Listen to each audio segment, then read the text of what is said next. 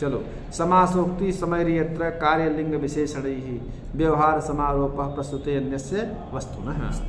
कहा जहाँ प्रकृत और अप्रकृत में साधारण कार्य लिंग तथा विशेषण से प्रस्तुत में अप्रस्तुत के व्यवहार का समारोप होता है, उसे समासोक्ति अलंकार कहते हैं। उसको समासोक्ति, उसको क्या कहते हैं? समासोक्ति अलंकार। समासोक्ति अलंकार। हाँ जी, अच्छा, ठीक बात।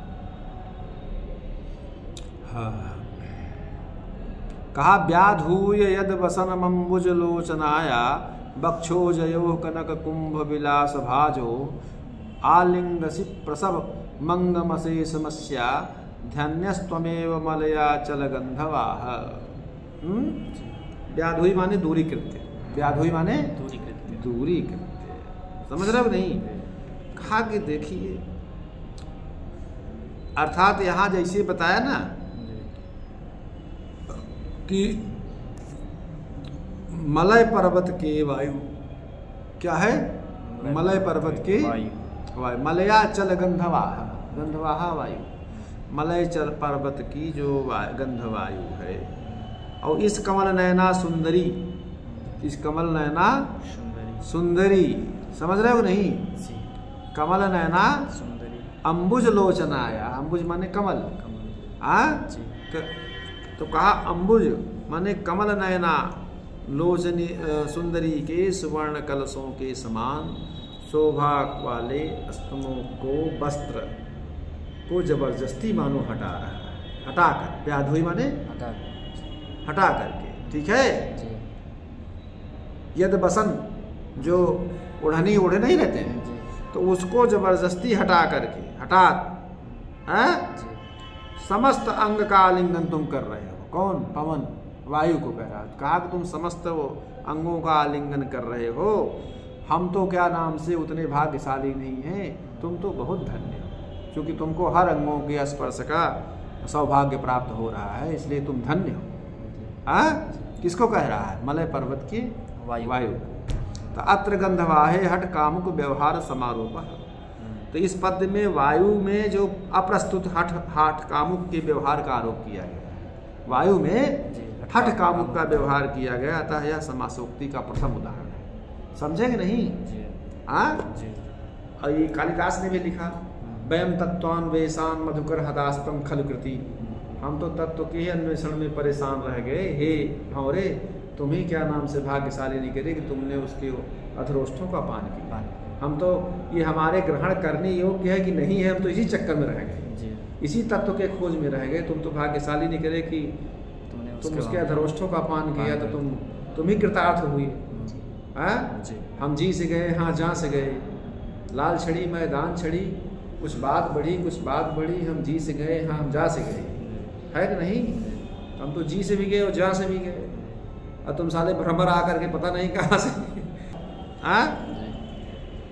लिंग साम्य में समासोक्ति अलंकार का उदाहरण बता रहे हैं। असमाप्त जिगीषस्य, चलें? असमाप्त जिगीषस्य स्त्री चिंता का मनस्विन है, अनाक्रम्य जगत कृष्णम नो संध्याम भजते रवि। समझे कि नहीं? जिसको जीतने की इच्छा पूर्ण नहीं हुई, ठीक है? जिगीषस्य माने जीतने की इच्छा, जीतने की इच्छा, जिगीषा, जेतुम इच्छा जिगीषा, तो मतलब जिसको जीतने की इच्छा पूर्ण नहीं हुई, असमाप्त, मतलब समाप्त नहीं हुई, अर्थात पूर्ण नहीं हुई है। स्त्री चिंता का मनस्विन है, उस मनस्वी पुरुष को स्त्री की चिंता क्या है? क्या होगी? ठीक है? अनाक्रम्य जगत कृष्णम नो संध्याम भजते रवि। जैसे सूर्य समस्त लोकों को आक्रांत किए बिना संध्या का आश्रय नहीं किया करता है, संपूर्ण संसार को क्या नाम से पहले आक्रांत करता है, फिर संध्या की तरफ हस्ताचल को जाता है। तो यहाँ रवि सूर्य का पुल्लिंग है, संध्या क्या है? स्त्रीलिंग है।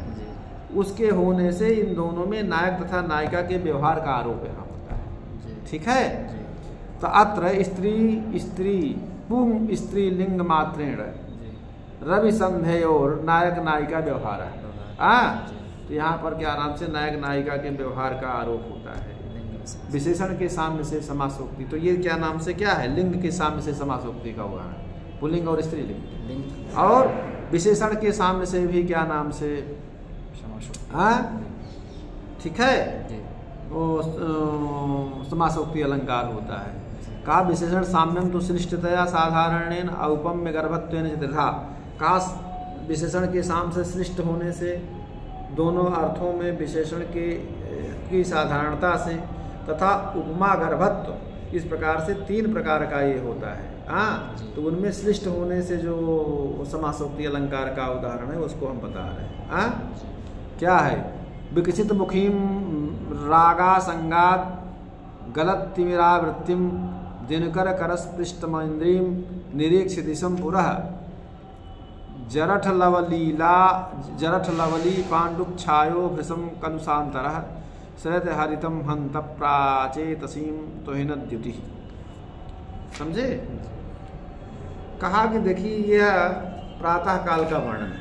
यह क्या है? प्रभात वर्णन परम विश्वनाथ रचित, यह विश्वनाथ रचित पद्य है और प्रातः काल का वर्णन इसमें किया गया है कि चंद्रमा सामने राग लाली तथा अनुराग के होने से विकसित, प्रकाशित और प्रफुल्ल मुख प्रथम भाग मुंह से युक्त अंधकार रूप आवरण अथवा अंधकार के समान काला वस्त्र जिसका हट गया, हट जाने से, ऐसी जो इंद्र की दिशा होती है, पूर्व दिशा, पूर्व को क्या कहते हैं? इंद्र।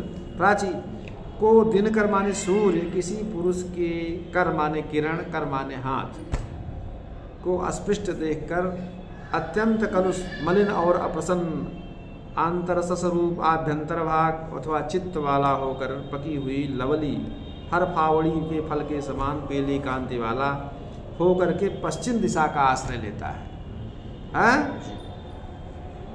प्राचेतसीम माने पश्चिमी दिशा, हरित माने दिशा। हाँ, तो इस पद्य में मुख राग आदि शब्दानाम शिष्टता, मुख तथा राग आदि शब्द जो है श्लिष्ट है। हाँ, अत्र तिमिरावृत्तिम इत्यत्र तिमिरांशुकम इति पाठे एक देशस्य रूपणे भी समासोक्तिरेव।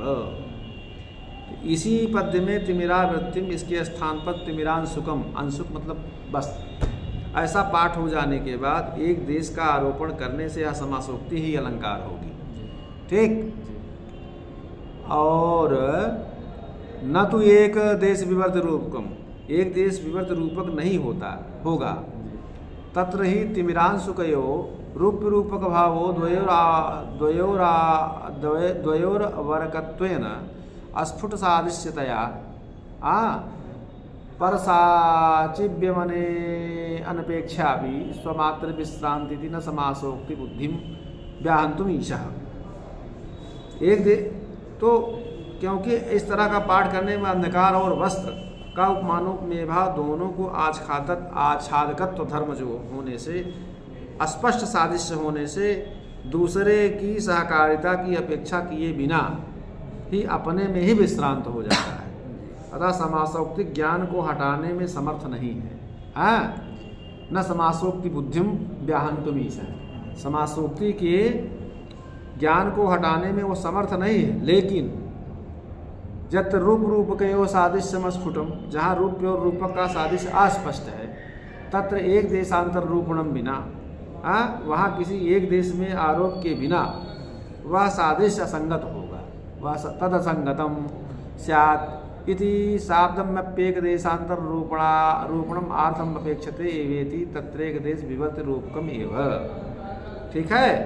जहाँ अशब्द माने शब्द के द्वारा जो अप्रतिपादित किया गया है होने से, एक देश के आरोप अर्थगत होने से, तो वह एक देश विवर्त रूपक हो जाता है।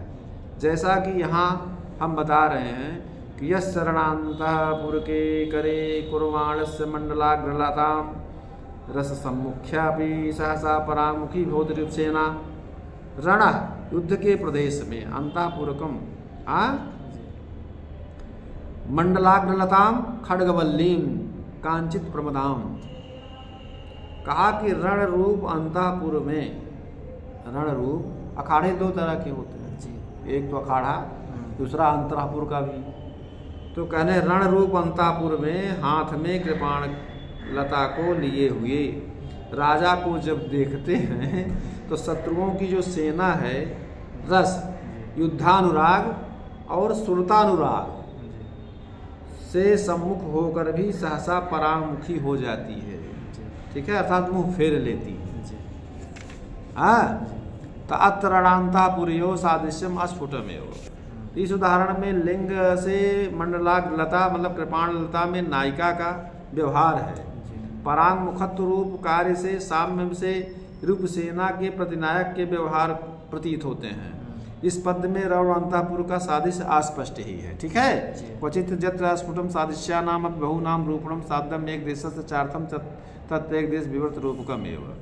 हाँ, जहाँ कहीं स्पष्ट सादृश्य वाले बहुत से पदार्थों का आरोप होता हो, शब्दगत हो, तो एक देश में अर्थगत भी हो तो वह एक देश रूपक ही कहलाता है।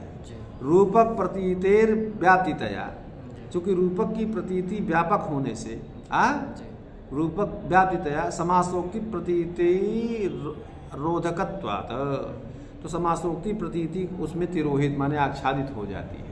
क्योंकि रूपक की प्रतीति व्यापक है, समासोक्ति की प्रतीति उसकी अपेक्षा मतलब कम है, मतलब तिरोहित हो जाती है उसमें। अब दूसरी आशंका यह है नन्नस्तिरणान्तःपुरयोरपि सुखम संचारतया स्फुटम सादृश्यमिति चेत। कहा रण और अंतःपुर भी सुख से संचार का स्थान होने से सादृश्य स्पष्ट ही है, ऐसा कहें तो तो कहा सत्यम उक्तम, सत्य ही आप कह रहे हैं। अस्ति एव सादृश्य है ही, किंतु वाक्यार्थ पर्यालोचन सापेक्षम न खलु निरपेक्षम। वाक्यार्थ की पर्यालोचना की अपेक्षा रखता है, निरपेक्ष नहीं। वाक्यार्थ जो है क्या करता है, पर्यालोचना की अपेक्षा रखता है, निरपेक्ष नहीं होता है। क्योंकि मुख चंद्रादेर मनोहरत्वादि वदरणांतापुरयो स्वतः सुख संचारत्वाभावात्। मुख और चंद्र आदि के मनोहरत्वादि के समान रण तथा अंतःपुर का स्वभावतः सुख से संचार स्थानत्व तो नहीं है। साधारण यथा, साधारणता से देखिए कैसे है, विशेषण साम्य से समासोक्ति का उदाहरण बता रहे हैं। निसर्ग सौरभोत भ्रांत भृंग संगीत शालिनी उदते वासराधि से स्मेर अजनी सरोजनी। स्वाभाविक सुगंधता से मंडराने वाले भंवरों के संगीत से युक्त कमलनी दिन के अधीश्वर सूर्य के उदित होने पर मंदहास्य से युक्त विकसित होने लगी। इस पद्य में जो है निसर्गोत्थादि विशेषण साम्यात् सरोजिन्याम नायिका व्यवहार प्रतीतौ स्त्री मात्रगामिनः अस्मेरत्व धर्मस्य समारोपः कारणम। इसमें पूर्व में स्थित जो निसर्ग इत्यादि विशेषण के साम्य से कमलनी की में नायिका के व्यवहार की प्रतीति में स्त्री मात्र में रहने वाले स्मेरत्व धर्म का आरोप जो का कारण है, क्योंकि इसके बिना केवल विशेषण साम्य से नायिका के व्यवहार की प्रतीति असंभव है। ठीक है, तेन बिना विशेषण साम्य मात्रेण नायिका व्यवहार प्रतीतिर असंभव। औपम्य गर्भत्वम पुनः त्रिधा संबोधि उपमा रूपक संकर गर्भत्वात्। कहा कि औपम्य गर्भत्व भी तीन भेद होते हैं, उपमा गर्भ, रूपक गर्भ और उनका संकर गर्भ। तीन प्रकार के होते। आगे पढ़ा दें।